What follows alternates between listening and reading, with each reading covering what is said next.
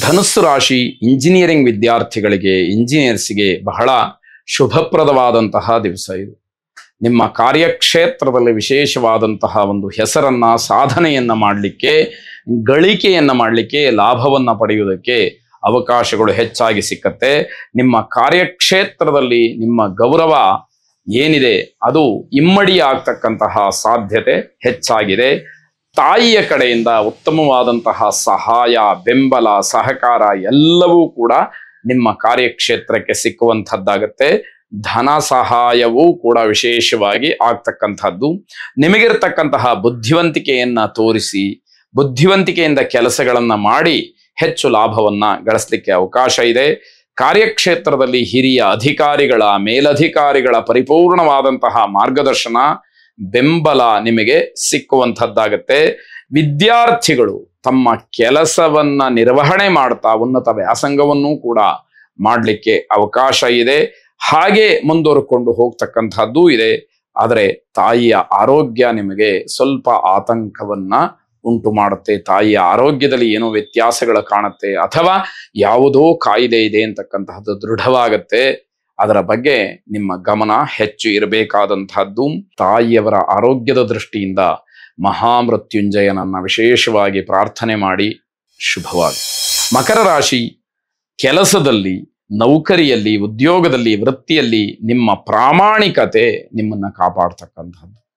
ನಿಮಗಿರತಕ್ಕಂತಹ ಪಾರದರ್ಶಕವಾದಂತಹ ಬುದ್ಧಿ ನಿಮ್ಮನ್ನ ಕಾಪಾಡುತ್ತೆ. ಅಲ್ಲಿ ವ್ಯತ್ಯಾಸಗಳನ್ನ ಮಾಡಿಕೊಂಡ್ರೆ ಅದೇ ವೃತ್ತಿ, ಅದೇ ನೌಕರಿ, ಅದೇ ಕೆಲಸ ನಿಮಗೆ ಮಾರಕವಾಗತ್ತೆ ಅನ್ನುವಂಥದ್ದನ್ನ ಮರಿಬಾರ್ದು. ನಿಮ್ಮ ಗೌರವ ಹೆಚ್ಚಾಗಬೇಕು ಅಂತಂದ್ರೆ ಪ್ರಾಮಾಣಿಕವಾಗಿ ನಡ್ಕೊಳ್ತಕ್ಕಂತಹ ಪ್ರಯತ್ನವನ್ನ ಮಾಡಿ. ಆರ್ಥಿಕವಾಗಿ ನಿಮಗೆ ಅನುಕೂಲ ಇದೆ. ಕೇವಲ ಹಣದಿಂದಲೇ ನಾನೆಲ್ಲವನ್ನೂ ಸಾಧನೆ ಮಾಡ್ತೀನಿ, ಎಲ್ಲವನ್ನೂ ಗಳಿಸ್ತೀನಿ ಅಂತಕ್ಕಂತಹ ಮನೋಭಾವ ಯಾರಿಗಿರುತ್ತೆ ಅವರಿಗೆ ದುಡ್ಡಿನ ಅನುಕೂಲ ಆಗ್ತಕ್ಕಂತಹ ದಿವಸವೂ ಇದೆ. ಹಣಕ್ಕಿಂತ ನಿಮ್ಮ ಕಾರ್ಯವೈಖರಿ ಮುಖ್ಯ, ನಿಮ್ಮ ಪ್ರಾಮಾಣಿಕತೆ ಮುಖ್ಯ ಅನ್ನುವಂಥವ್ರು ಸರಿಯಾದಂತಹ ರೀತಿಯಲ್ಲಿ ನಡ್ಕೊಳ್ಬೇಕಾಗತ್ತೆ. ಹಾಗೆ ನಿಜವಾಗಿ ಶಾಶ್ವತವಾಗಿ ಆನಂದವನ್ನ ಹೊಂದಬೇಕು, ಸಮಾಜದಲ್ಲಿ ಒಂದು ಗೌರವವನ್ನು ಪಡ್ಕೊಳ್ಬೇಕು ಅಂತಂದ್ರೆ ಪ್ರಾಮಾಣಿಕತೆಗೆ ಆದ್ಯತೆಯನ್ನ ನೀಡಬೇಕಾಗತ್ತೆ. ಮಾತು, ಮನಸ್ಸು ಇವೆಲ್ಲ ಬಹಳ ಮೃದುವಾಗಿದ್ರೆ, ಬಹಳ ಒಂದು ರೀತಿಯಲ್ಲಿ ತ್ಯಾಗ ಮನೋಭಾವನವನ್ನು ಇಟ್ಟುಕೊಂಡ್ರೆ ನಿಮಗೆ ಅದು ಅನುಕೂಲವಾಗ್ತಕ್ಕಂಥದ್ದು. ಜನ ನಿಮ್ಮ ಕಡೆ ಆಕರ್ಷಿತರಾಗ್ತಾರೆ. ಜನಾಕರ್ಷಣೆಯಾದಾಗ ನಿಮ್ಮ ಸಮಸ್ಯೆಗಳನ್ನೂ ಬಗೆಹರಿಸ್ಕೊಳ್ಬಹುದು, ಜನಕ್ಕೂ ಕೂಡ ಅನುಕೂಲವನ್ನ ಮಾಡಿಕೊಡಬಹುದು ಅಂತಕ್ಕಂಥದ್ದು. ಜನರಿಗೆ, ಸಮಾಜಕ್ಕೆ ಒಳಿತು ಮಾಡ್ತಕ್ಕಂತಹ ಸಂಕಲ್ಪ ಮಾಡಿದ್ರೆ, ಆ ದೃಷ್ಟಿಯಿಂದ ಜನವನ್ನ ನಿಮ್ಮ ಹತ್ರ ಸೆಳೆದ್ರೆ ಅದು ನಿಮಗೆ ದೊಡ್ಡ ಪ್ರಮಾಣದ ಅನುಕೂಲವನ್ನ ಮಾಡಿಕೊಡುತ್ತೆ ಅಂತಕ್ಕಂಥದ್ದು. ಅದರಲ್ಲಿಯೂ ಕೂಡ ನಿಮ್ಮನ್ನ ನೀವು ಸಮಾಜ ಸೇವೆಗೆ ಅಂತ ಹೇಳಿ ತೊಡಗಿಸ್ಕೊಂಡಿದ್ರೆ, ಧಾರ್ಮಿಕ ಕಾರ್ಯಗಳಿಗೆ ತೊಡಗಿಸ್ಕೊಂಡಿದ್ರೆ ಅದು ನಿಮಗೆ ದೊಡ್ಡ ಗೌರವವನ್ನ ತಂದುಕೊಡ್ತಕ್ಕಂಥದ್ದು. ಜೊತೆಗೆ ಜನಪ್ರಿಯತೆ ಅಂತಕ್ಕಂಥದ್ದು ನಿಮಗೆ ಸಿಕ್ಕತ್ತೆ. ಗುರು ಹಿರಿಯರನ್ನ ಗೌರವಿಸಿ ಅವರ ಆಶೀರ್ವಾದವನ್ನ, ಮಾರ್ಗದರ್ಶನವನ್ನ ಪಡ್ಕೊಳ್ಳಿ. ಶುಭವಾಗಿ. ಕುಂಭರಾಶಿ, ಎಲ್ಲವುದಕ್ಕೂ ಕೂಡ ಮನಸ್ಸೇ ಕಾರಣ. ಮನಸ್ಸು ಪರಿಶುದ್ಧವಾಗಿದ್ರೆ ಮಾತ್ರ ನಾವು ಜಯಗಳಿಸ್ಲಿಕ್ಕೆ ಸಾಧ್ಯ ಆಗತ್ತೆ. ಇಲ್ಲದೆ ಇದ್ರೆ ಕಷ್ಟವನ್ನ ನೋಡಬೇಕಾದಂತಹದ್ದು. ಕಾರಣ ಏನು ಅಂತಂದ್ರೆ, ಯಾವುದೋ ಒಂದು ಮನಸ್ಸಿಲ್ಲದೆ ಇರತಕ್ಕಂತಹ ಸಂದರ್ಭದಲ್ಲಿ ಅಣ್ಣ ತಮ್ಮಂದಿರು ಮಾತಾಡದಂತಹ ಮಾತು ಕೂಡ ನಿಮಗೆ ವಿಚಿತ್ರ ಅಥವಾ ಏನೋ ವೈರುಧ್ಯ ಅಂತ ಹೇಳಿ ಅನ್ನಿಸ್ಬಹುದು.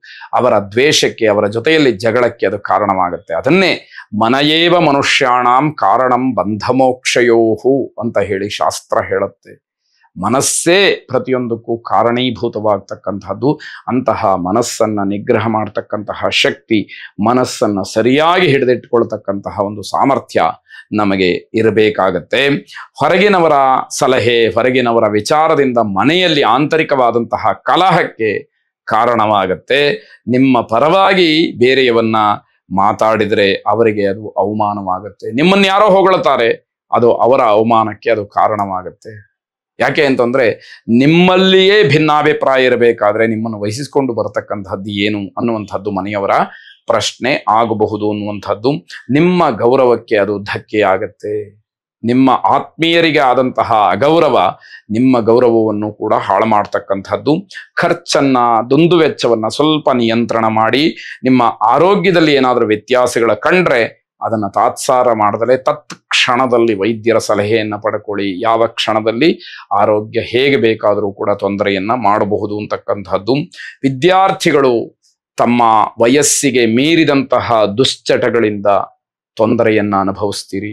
ಇದು ನಿಮಗೆ, ನಿಮ್ಮ ಕುಟುಂಬಕ್ಕೆ, ನಿಮ್ಮ ಪರಿವಾರಕ್ಕೆ ಅಗೌರವವಾಗ್ತಕ್ಕಂಥದ್ದಾಗುತ್ತೆ. ಮನಃಪರಿವರ್ತನೆಗೆ ನೀವು ಪ್ರಯತ್ನವನ್ನ ಮಾಡಿ ಉತ್ತಮವಾದಂತಹ ಮಾರ್ಗವನ್ನ ಅನುಸರಿಸಬೇಕಾದಂತಹದ್ದು. ಮಹಾಕಾಳಿಯನ್ನ ಪ್ರಾರ್ಥನೆ ಮಾಡಿ. ಶುಭವಾಗಿ. ಕೊನೆಯದಾಗಿ ಮೀನರಾಶಿ, ನಿಮ್ಮ ಹಿರೀಕರ, ದೊಡ್ಡವರ, ತಂದೆ ತಾಯಿಗಳ ಮಾರ್ಗದರ್ಶನ ಬಹಳ ಮುಖ್ಯವಾಗುತ್ತೆ. ಅದನ್ನ ತಾತ್ಸಾರ ಮಾಡಿ ನನ್ನದೇ ಆದಂತಹ ಬುದ್ಧಿವಂತಿಕೆಯಲ್ಲಿ ನಾನು ಕೆಲಸವನ್ನ ಮಾಡ್ತೀನಿ ಅಂತಂದ್ರೆ ಅಲ್ಲಿ ಆಗತಕ್ಕಂತಹ ವ್ಯತ್ಯಾಸಗಳು, ನಷ್ಟ ಕಷ್ಟಗಳನ್ನ ನೀವು ನೋಡಬೇಕಾದಂಥದ್ದಿರುತ್ತೆ. ಆಗ ನಿಮಗೆ ಪೋಷಕರ ಜ್ಞಾಪಕವಾಗಬಹುದು, ಅದು ಪ್ರಯೋಜನಕ್ಕೆ ಬರದೇ ಇರತಕ್ಕಂತಹದ್ದು. ನಿಮ್ಮ ಪ್ರತಿಭೆ, ನಿಮ್ಮಲ್ಲಿರತಕ್ಕಂತಹ ವಿಚಾರ ವಿನಿಮಯ, ಹಾಗೆ ನಿಮ್ಮಲ್ಲಿರತಕ್ಕಂತಹ ಬುದ್ಧಿ, ಇವೆಲ್ಲವೂ ಕೂಡ ಸರಿಯಾಗಿ ಕೆಲಸ ಮಾಡಬೇಕು ಅಂತಾದ್ರೆ ದೊಡ್ಡವರ ಮಾರ್ಗದರ್ಶನದ ಜೊತೆಗೆ ಬೆರೆತರೆ ಮಾತ್ರ ಅದು ಅನುಕೂಲಕ್ಕೆ ಬರ್ತಕ್ಕಂಥದ್ದಾಗತ್ತೆ. ನಿಮ್ಮ ಸ್ನೇಹಿತರು, ಬಂಧುಗಳು, ಇವರ ಜೊತೆಯಲ್ಲಿ ಪ್ರೀತಿ ವಿಶ್ವಾಸವನ್ನು ಇಟ್ಟುಕೊಳ್ತಕ್ಕಂಥದ್ದು, ಅವರ ಪ್ರೋತ್ಸಾಹ ನಿಮಗೆ ಸ್ಫೂರ್ತಿಯಾಗತ್ತೆ. ನಾವು ನಿನ್ನ ಜೊತೆಗಿದ್ದೀವಿ ಅಂತಕ್ಕಂತಹ ಒಂದು ಉದಾರವಾದಂತಹ ಮಾತು ನಿಮ್ಮ ಹೆಚ್ಚು ಕೆಲಸಗಳಿಗೆ ಸ್ಫೂರ್ತಿದಾಯಕವಾದಂಥದ್ದಾಗತ್ತೆ. ಧ್ಯಾನ, ಯೋಗ, ವ್ಯಾಯಾಮ ಇತ್ಯಾದಿಗಳಿಗೆ ಹೆಚ್ಚಿನ ಆದ್ಯತೆಯನ್ನು ಕೊಡಿ. ಇದರ ಜೊತೆಯಲ್ಲಿ ನೀವು ಕೆಲಸವನ್ನು ಮಾಡೋದಕ್ಕೆ ಮನಸ್ಸು ನಿಮಗೆ ಬಹಳ ಶುಭ್ರವಾಗಿ ಕಾಣತಕ್ಕಂಥದ್ದಾಗತ್ತೆ. ಆ ಪ್ರಯತ್ನ ನಿಮ್ಮದಾಗಿರ್ಲಿ ಅಂತಕ್ಕಂತಹದ್ದು.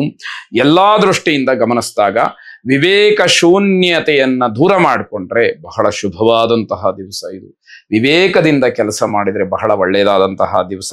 ಸಮಾಜಕ್ಕೆ ಅನುಕೂಲಕರವಾದಂತಹ ಕೆಲಸವನ್ನ ಮಾಡಿ, ನೀವು ನಿಮ್ಮ ಪರಿವಾರವನ್ನೂ ಬೆಳೆಸಿ, ಜೊತೆಗೆ ಸಮಾಜಕ್ಕೆ ಉತ್ತಮವಾದಂತಹ ಸಂದೇಶವನ್ನ ಕೊಡಿ. ನೀವು ಮಾಡ್ತಕ್ಕಂತಹ ಕೆಲಸ ಶಾಶ್ವತವಾಗಿರಲಿ ಅಂತಕ್ಕಂತಹ ಭಾವನೆ ನಿಮ್ಮದಾಗಿರಲಿ. ಎಲ್ಲ ರೀತಿಯಿಂದಲೂ ಕುಲದೇವತಾ ಪ್ರಾರ್ಥನೆಯನ್ನ ಮಾಡಿ. ಶುಭವಾಗಿ.